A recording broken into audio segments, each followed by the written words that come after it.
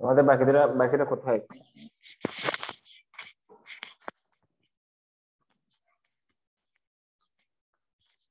আদনান,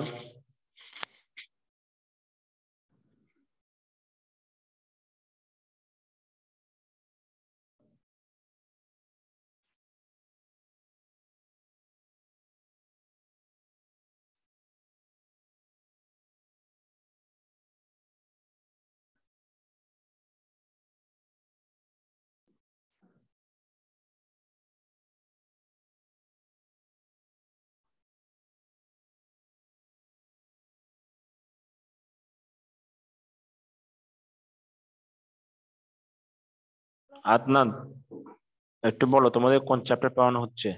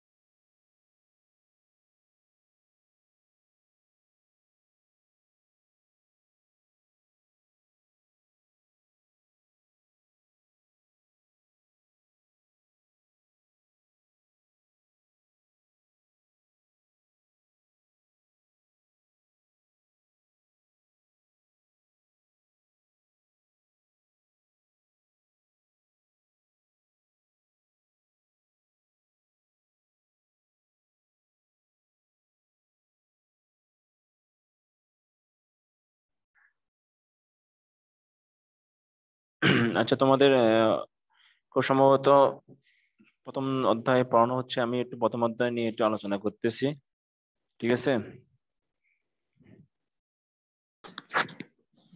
জি sir. এতক্ষণ কোথায় ছিলে তুমি? নেট ডিস্টার্ব করতেছিল। বাইরে কোথায়?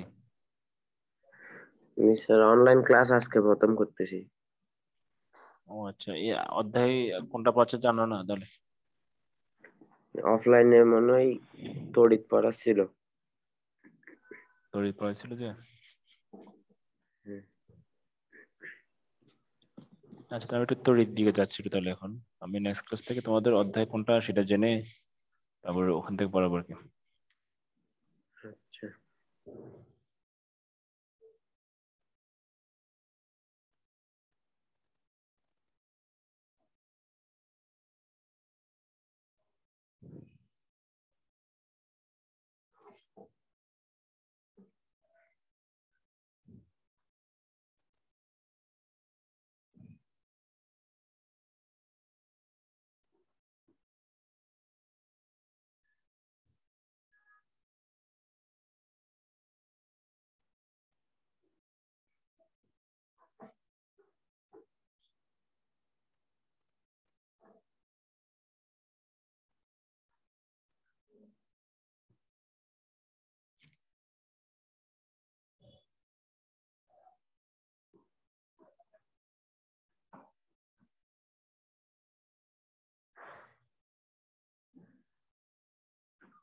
আচ্ছা, এখানে তড়িৎ বর্তনীর চলতড়িৎ নিয়ে একটু আলোচনা করতেছি।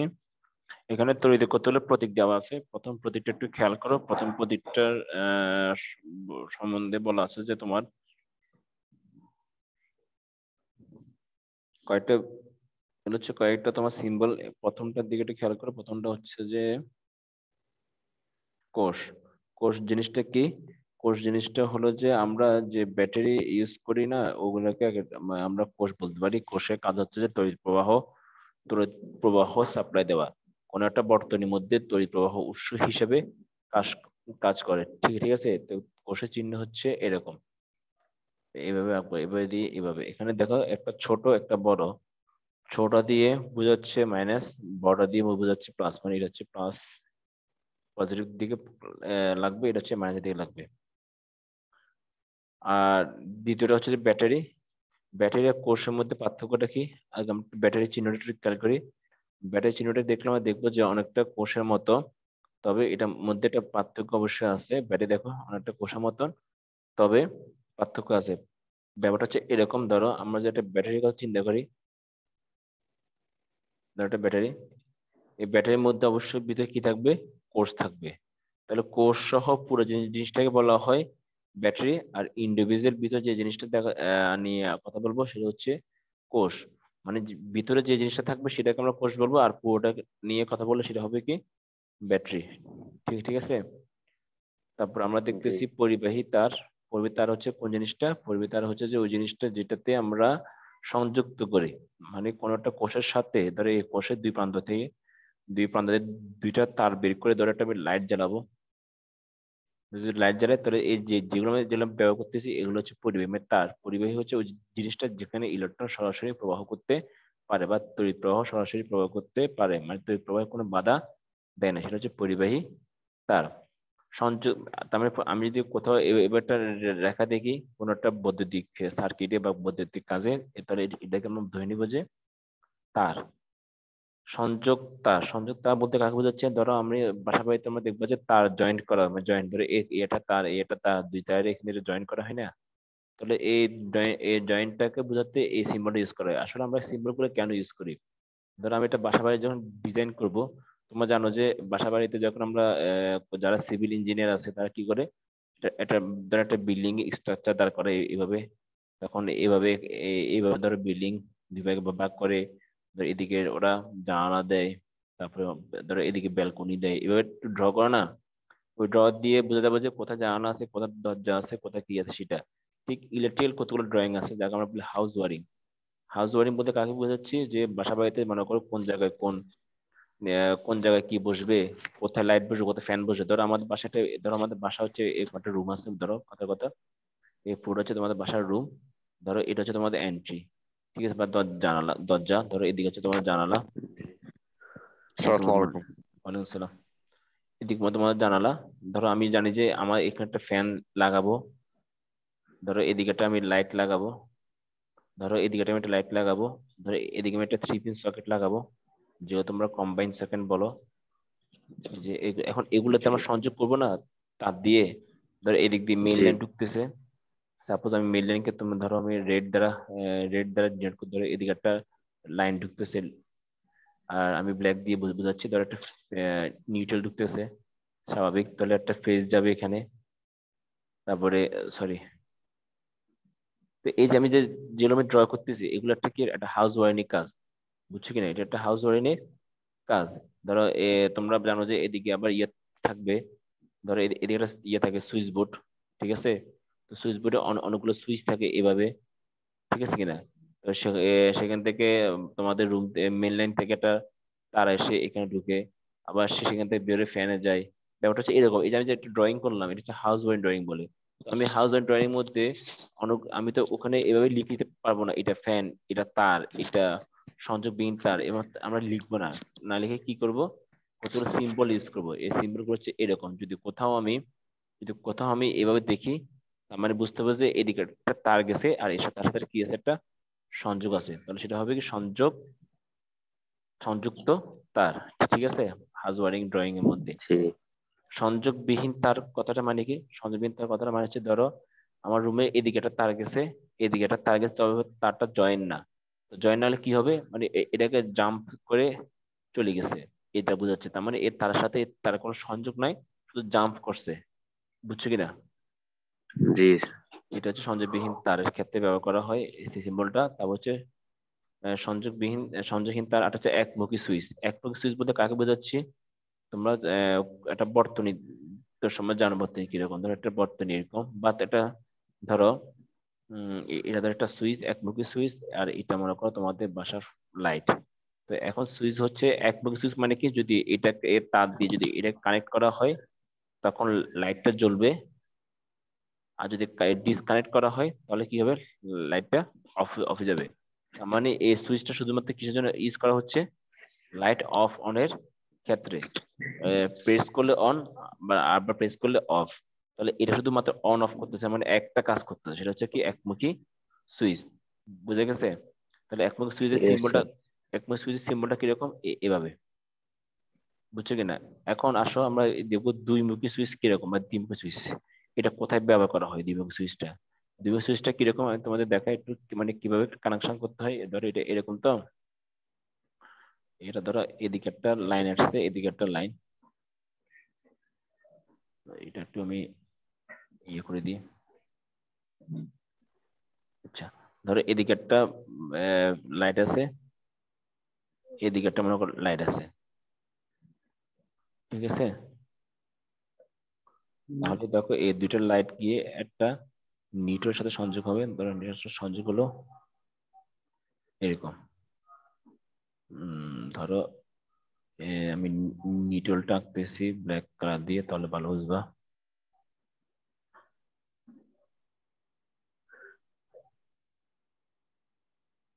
ধরো এদিকে এদিকে নিউট্রাল গেছে এন, আর ওটাতে ধরো তুমি লাইন, ঠিক আছে। তো একটু খেয়াল করো তো, এখানে আমি এখানে একটা দুই মুখী সুইচ ইউজ করছি। এখন ধরো যদি আমি এর সাথে, আচ্ছা আমি অন্য কালার ইউজ করি, যদি আমি এর সাথে এই কানেকশনটা করি তাহলে কি হবে, লাইট এক নাম্বারটা চলবে, কথা কথা, এটা এক নাম্বার, এটা 2 নাম্বার। কিভাবে দেখো, যদি এর সাথে কানেকশন করি তাহলে কি হবে, লাইনটা এদিক দিয়ে ঢুকে, এদিক দিয়ে ঢুকে, এদিক হয়ে, এদিকে লাইটের মধ্যে গিয়ে, এদিক হয়ে, নিউট্রাল হয়ে সার্কিট কমপ্লিট করবে, তার মানে লাইটটা জ্বলবে। 2 নাম্বার লাইটটা জ্বলবে, জ্বলবে না না। আর যদি আমি ব্যাপারটা উল্টা করি, যদি আমি জিনিসটাকে এভাবে করি, এর সাথে কানেকশন করি, তাহলে লাইট কত জ্বলবে, 2 নাম্বার জ্বলবে, 1 নাম্বার কি জ্বলবে, জ্বলবে না। না তো এটা হচ্ছে দুইমুখী সুইচ। এই দুইমুখী সুইচ হচ্ছে এই জিনিসটাকে, তার মানে এইটাকে কিভাবে সিম্বল দ্বারা প্রকাশ করে, ঠিক এভাবে প্রকাশ করে, বুঝে গেছে। জি এটা দুইমুখী সুইচ। আচ্ছা, এবার আসো আমরা দেখবো কি, স্থির রোধ। রোধ কথার মানে কি? রোধ কথা মানে হচ্ছে, রোধ মানে হচ্ছে তড়িৎ প্রবাহকে বাধা দেয়। এটা হচ্ছে রোধ। রোধ কথার মানে কি? তড়িৎ প্রবাহকে বাধা দেয়। ধরো আমি তোমাকে একটা যদি দেখাই, ধরো তড়িৎ তড়িৎ প্রবাহ জিনিসটা কি? আমরা যে বলি তড়িৎ প্রবাহ, এই জিনিসটা কি? তড়িৎ প্রবাহ হচ্ছে ওই জিনিসটা, ধরো একটা পরিবাহী আছে, ধরো এটা একটা পরিবাহী, কথার কথা। এই পরিবাহীর মধ্যে একটা ইলেকট্রন এখানে থাকবে। যখন তুমি এই ইলেকট্রনকে এই পরিবাহীর মধ্যে দিয়ে পাস করবে, কি করবে? পাস করবে, তখনই এখানে একটা তড়িৎ তৈরি হবে। তড়িৎকে প্রকাশ করে আই দ্বারা একটা তড়িৎ তৈরি হবে। কখন? যখন কোন একটা ইলেকট্রনকে এই পরিবাহীর মাধ্যমে যে কোনো ভাবে যদি পাস করা যায়, তাহলে সেখানে একটা কি তৈরি হবে? তড়িৎ প্রবাহ তৈরি হবে। তার মানে আমরা বলতে পারি তড়িৎ প্রবাহ হচ্ছে ওই জিনিসটা, দা ফ্লো অফ ইলেকট্রন। কি বলতেছি? দা ফ্লো ফ্লো অফ ইলেকট্রন। যদি কোথাও ইলেকট্রন ফ্লো করে, তাহলে সেটা কি হবে? তড়িৎ প্রবাহ। আচ্ছা, এখন এই ইলেকট্রন ইলেকট্রন যে ফ্লোটা বা তড়িৎ যে প্রবাহটা, এই তড়িৎ প্রবাহ পথ, মানে যাওয়ার পথে অনেক বাধা পেতে পারে। ধরো আমি তোমাকে একটা জিনিস দেখাই, ধরো একটা নদীর মধ্যে, ধরো একটা নদী হচ্ছে এরকম, এখানে পানি যাচ্ছে, ঠিক আছে? আর আরেকটা নদী জি। মনে করো এরকম,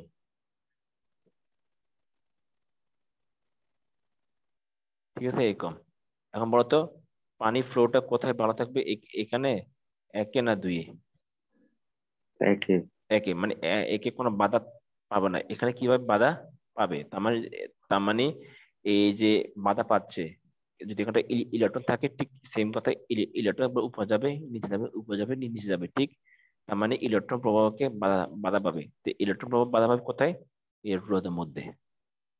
তার মানে এক এক একটা নর্মাল সিম্পল একটা তারের মধ্যে দিয়ে ইলেকট্রন যে বাধা পাবে, তার চেয়ে বেশি বাধা পাবে এই রোদের মধ্যে গিয়ে। সেজন্য রোদের চিহ্নটা হচ্ছে কি? এরকম। সেই জন্য বলা হয় রোদ হচ্ছে ইলেকট্রন প্রবাহকে বাধা দেয়, রোধ করে। বুঝছো কিনা? আর এখানে একটা কথা, জি। একটা কথা মান বলে দেওয়া হলো, একটা কথা বলে দেওয়া হলো, সেটা হচ্ছে স্থির রোধ। স্থির রোধ কথা মানে কি? একটা ফিক্সড। ধরো আমি এটা বললাম যে আমার কাছে একটা রোধ আছে, রোদের একক হচ্ছে ওম, ঠিক আছে? এটা হচ্ছে ওমের চিহ্ন হচ্ছে এরকম, রোদের একক ওম। তো এই স্থির রোধ আমি বললাম এই রোধের মান হচ্ছে 5 ওম। মানে ধরো এটা 5 পরিমাণ বাধা দেয়। আটার রোধ হচ্ছে মনে করো 10 ওম, তার মানে 10 পরিমাণ বাধা দেয়। তাহলে এই স্থির, এগুলোকে চেঞ্জ করা যায় না। ধরো আমাদের বাসায় একটা লাইট আছে, সেটা মনে করো 25 ওয়াট। তো এটা কি পঁচিশে বেশি দিবে না কম দিবে? বরাবর 25ই দিবে, এটা ফিক্সড। দিবে। ঠিক, ঠিক তেমনি এরকম রোধের মান 5 থাকলে 5, 10 থাকলে 10, মানে এটাকে চেঞ্জ করা যায় না। বুঝছো কিনা? আর আটটা হচ্ছে জি। পরিবর্তনশীল রোধ। পরিবর্তনশীল রোধ হচ্ছে কোনগুলা?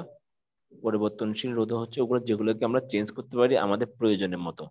সেগুলো সিম্বলটা কিরকম? সেগুলো সিম্বলটা হচ্ছে এরকম, প্রথমে রোধ রোধ আঁকবা, তারপর এটাকে এবারে তীর চিহ্ন দিয়ে দিবা। তার মানে এটাকে পরিবর্তন করা যায়। ধরো এই রোধটা মনে করো 5 থেকে শুরু, 20 পর্যন্ত আছে। তাহলে আমি এটাকে আমার ইচ্ছা মতন ঘুরিয়ে 5ও করতে পারি, 6ও করতে পারি, 10, 12, 20, মানে 5 আর 20 এর মধ্যে যে কোনো একটা মান ফিক্সড করতে পারি। তো সেটা হবে কি? পরিবর্তনশীল রোধ। ঠিক আছে? এবার আসে তড়িৎ উৎস। আমরা দুই ধরনের কারেন্ট দেখতে পাই, এটা হচ্ছে এসি কারেন্ট, আর হচ্ছে ডিসি কারেন্ট। এসি কারেন্টকে বলা হয় অল্টারনেটিং কারেন্ট, আর ডিসি কারেন্টকে বলা হয় ডিরেক্ট কারেন্ট। বুঝছো কিনা? এখন এসি ডিসি কারেন্ট আমরা কোথাও লিখবো না, এটা আমরা সিম্বল ইউজ করবো। বুঝছো কিনা? সেই জন্য এই সিম্বলটা হচ্ছে কি, এসি কারেন্টের সিম্বল হচ্ছে এরকম, আর ডিসি কারেন্টের সিম্বল হচ্ছে এরকম। ঠিক আছে? ধরো আমি যদি এই একটা ফ্যান দিই, ধরো ফ্যানটা হচ্ছে এরকম, ধরো লাইট দিই, তাহলে এটা একটা এসি কারেন্টে চলে। ঠিক আছে? মানে উৎসটা, সাপ্লাই ভোল্টেজ যেটা বলি আমরা, সেটাই। এবার আসো গ্যালভানোমিটার। গ্যালভানোমিটার কাজটা কি? দেখা প্রকাশ করে জি দ্বারা। গ্যালভানোমিটার কাজ হচ্ছে যে কোন একটা বস্তুর মধ্যে তড়িৎ প্রবাহ, তড়িৎ বা আরেকটা কথা বলতে হবে, সেটা হচ্ছে যে কোন একটা বস্তুর মধ্যে আধান আছে কিনা, আধান অথবা তড়িৎ আছে কিনা, এটা মেপে দেখার জন্য গ্যালভানোমিটার ইউজ করা হয়। বুঝা গেছে?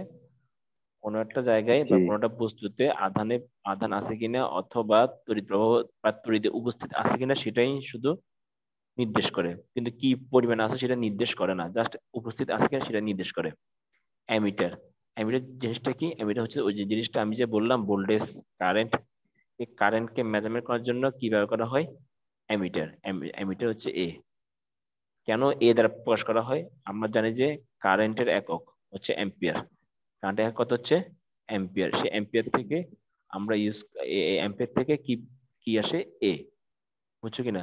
ধরো একটা লাইনে কি পরিমাণ কারেন্ট আছে সেটা মেজারমেন্ট করে কে? অ্যামিটার দ্বারা। ধরো 1.5 এম্পিয়ার, 2.5 এম্পিয়ার। তোমরা দেখবা আমাদের মোবাইল চার্জারের পিছনে লেখা থাকে 1.5 এম্পিয়ার, 2 এম্পিয়ার, 3 এম্পিয়ার, যে এই লেখা আছে না এ। এই হচ্ছে যে তড়িৎ প্রবাহের একক। সেই জন্য ওই যে এই এককটা যার দ্বারা মাপা হয় সেটা হচ্ছে কি?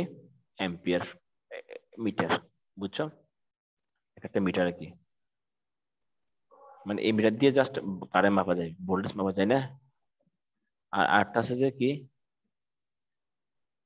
ভোল্ট মিটার, যার ভোল্টেজ মাপে, জাস্ট ভি দিয়ে বুঝো ভোল্ট মিটার। মানে বই ভি কেন? ওই যে জানি আমরা কি জানি? ভোল্ট, বিউ এল টি, ভোল্ট। ভোল্ট থেকে কি আসছে? Volt metre. এই ভোল্ট দিয়ে কি মাপা হয়? কারেন্ট। ধরো 20 ভোল্ট, 220 ভোল্টের কারেন্ট মাপা যায়, 440 ভোল্টের কারেন্ট মাপা যায়, এগুলাকে কি, যে মিটার দিয়ে এগুলো মাপা হয় তাকে বলা হয় ভোল্ট মিটার।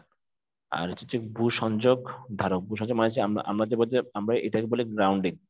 এটা কি ইংলিশ কি বলে? গ্রাউন্ডিং। গ্রাউন্ডিং কেন করা হয় বা ভূ সংযোগ কেন করা হয়?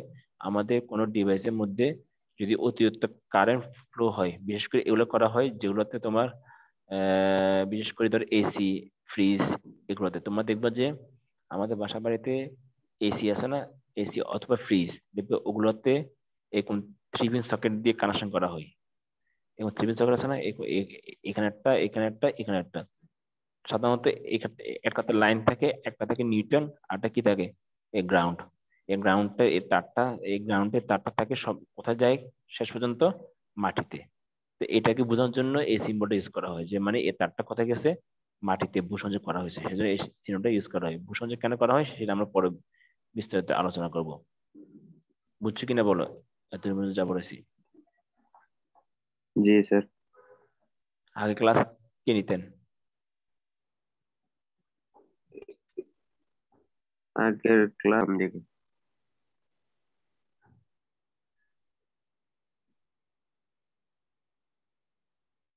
আচ্ছা, তখন আমি বুঝতে পারছি কখন।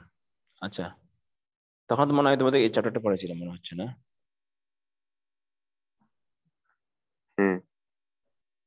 আচ্ছা ঠিক আছে, তারপরে এখন আমরা এখানে আহ, তড়িৎ, ইলেকট্রিসিটি সার্কিট বা তড়িৎ বর্তনী নিয়ে আলোচনা করবো। বর্তনী হচ্ছে ওই জিনিসটা, তড়িৎ চলাচলের সম্পূর্ণ পথকে কি বলে?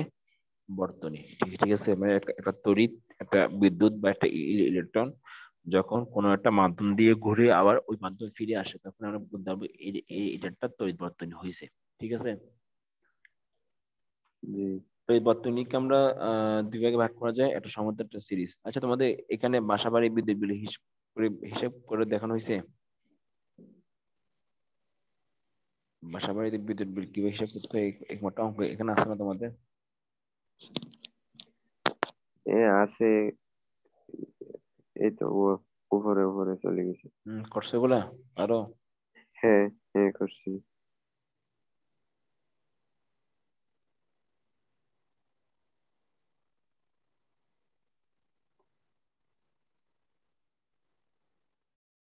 আচ্ছা, একটা একটা ম্যাথ দিলে পারবে এখন?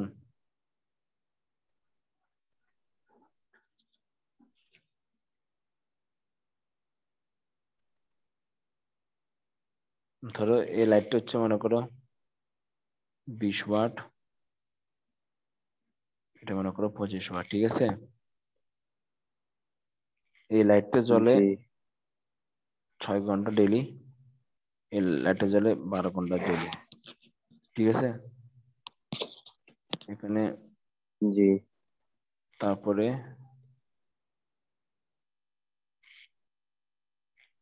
এক মাসের বিল হিসেব হিসাব করো তো, এক মাসের বিল।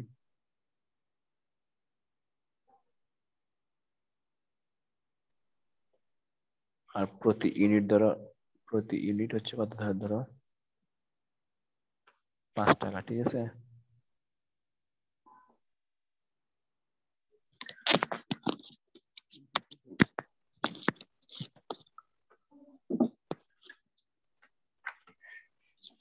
হিসেব কত কত আসে?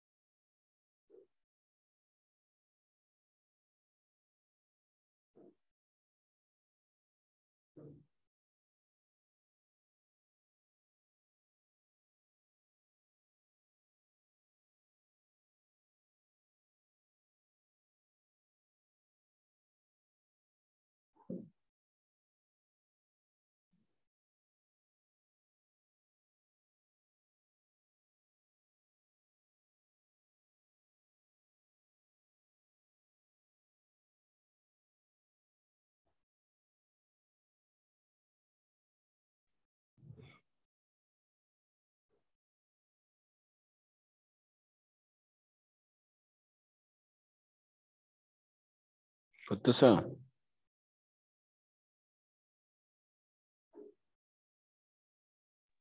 হ্যাঁ স্যার, করতেছি।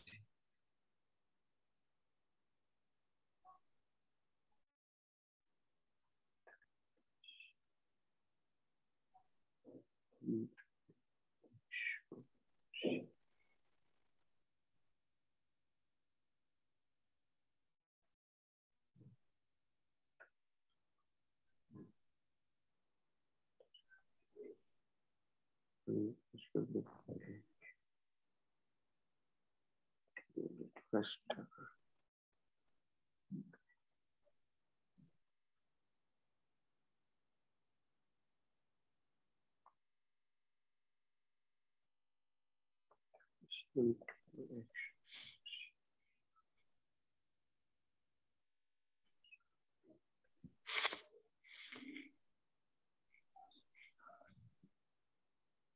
40.5 টাকা। 40.5 টাকা, ঠিক আছে, গুড। আচ্ছা ঠিক আছে, তাহলে আমরা নেক্সট ক্লাসে এটা সৃজনশীল নিয়ে আলোচনা করবো। যেহেতু শেষ তোমাদের বলছো, তাহলে নেক্সট ক্লাসে আমরা সৃজনশীল নিয়ে আলোচনা করবো, ওকে? Yes sir. আর বাকিদের ক্লাস থাকতে বলবে। ওকে। আচ্ছা, ঠিক আছে, তাহলে আল্লাহ হাফেজ। আসসালামু আলাইকুম। ওয়ালাইকুম আসসালাম।